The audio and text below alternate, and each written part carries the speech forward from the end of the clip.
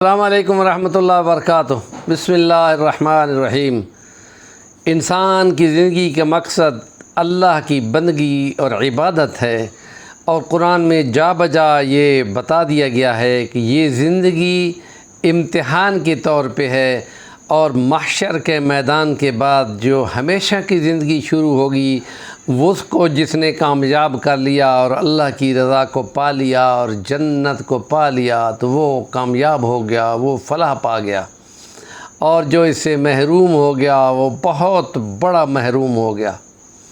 اور اس لیے فرمایا کہ کچھ چہرے اجلے اجلے چمکتے دمکتے ہوں گے، ہنستے ہنستے ہوں گے، اور کچھ چہروں پر کالی سیاہی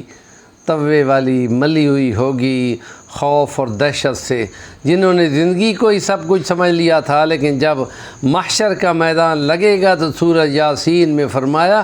کہ جب بندے اٹھیں گے تو وہ چیخیں گے، ہائے وائے یہ کس نے ہمیں اٹھا دیا۔ کہا کہ 1,24,000 نبیوں نے یہی کہا تھا کہ دھیان کرو، یہ زندگی امتحان ہے، اس میں جو کرنا ہے اس کا حساب دینا ہے، اور وہ یوم الحساب ہے، وہ یوم الجزا ہے، وہ آخرت کا دن ہے، وہ قیامت کا دن ہے، وہ انصاف کا دن ہے، وہ عدل کا دن ہے، بے شمار نام ہے اس کے، اور وہ خدا وہ کہ جو لمحے لمحے کی ایک ایک حرکت کو جانتا ہے، اور اس نے حساب بھی قائم کر رکھا ہے۔ تو اسی لیے ہم کام کی بات کی طرف آئیں کہ وہ لوگ جو جنت میں جائیں گے وہ بھی حسرت کریں گے، اور وہ لوگ جو جہنم میں ہوں گے وہ تو خیر حسرت ہی کر رہے ہوں گے۔ تو اس لیے ہم کہتے ہیں کہ جنت میں جانے والا حسرت کرے گا، وہ یہ حسرت کرے گا کہ جو ٹائم، جو لمحے اللہ کی یاد کے بغیر گزر گئے، ہائے کیوں وہ گزر گئے، کیونکہ ایک اللہ کے ذکر سے دوسرے لوگوں سے اس کا درجہ اتنا دور ہوگا، بڑا ہوگا، اوپر ہوگا، جیسے جہاں آسمان پہ تارے کھڑے ہوتے ہیں۔ یہ احادیث کا مفہوم بیان کیا ہے۔ تو اس لیے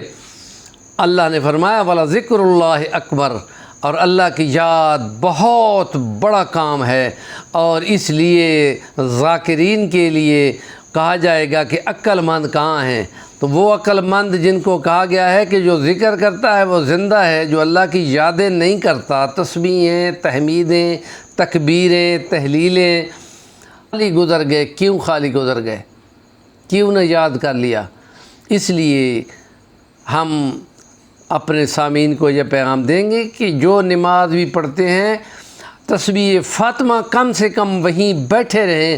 اور اپنے دائیں ہاتھ کی انگلیوں پہ 33 بار سبحان اللہ، 33 بار الحمدللہ، 34 بار اللہ اکبر ضرور پڑھیں، اور نماز جو ہی فرض ختم کریں تو آیت الکرسی پڑھیں، کہ آیت الکرسی کے بعد جنت کا ٹکٹ لگ جانا یقینی ہو جاتا ہے، گویا کہ ویزا لگ جاتا ہے۔ اور اس لیے یہ نمازیں یہ بھی اللہ کی یاد ہے، قرآن مجید اس میں پڑھا جاتا ہے یہ بھی اللہ کی یاد ہے،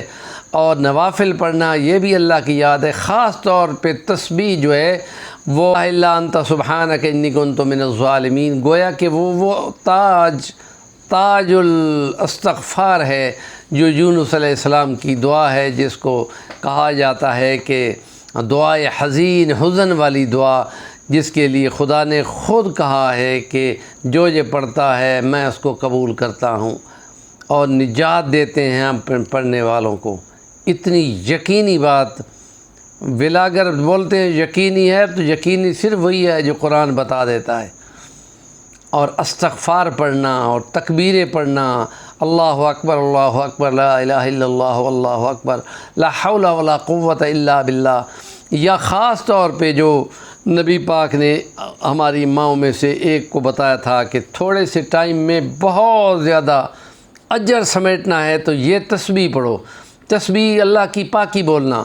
سبحان اللہ و بحمدہ عدد خلقہ ورضا نفسہ وزنۃ عرشہ ومداد کلماتہ، یہ کمال ہے۔ اور پھر کہ افضل الذکر لا الہ الا اللہ، اور سب سے بڑا ذکر فضیلت والا ہے لا الہ الا اللہ، لا الہ الا اللہ۔ ایک تسبیح ضرور پڑھیں۔ یہ وہ باتیں ہیں کہ جو زیادہ پڑھے گا تو اس کے نتیجے میں اس کو یہ حسرت نہیں ہوگی کہ میں نے اللہ کی یادیں کم کی ہیں۔ ہمارے چینل کا نام ہے صفی الرحمن الوانی، ضرور سبسکرائب کریں اور کمنٹ بھی کیا کریں۔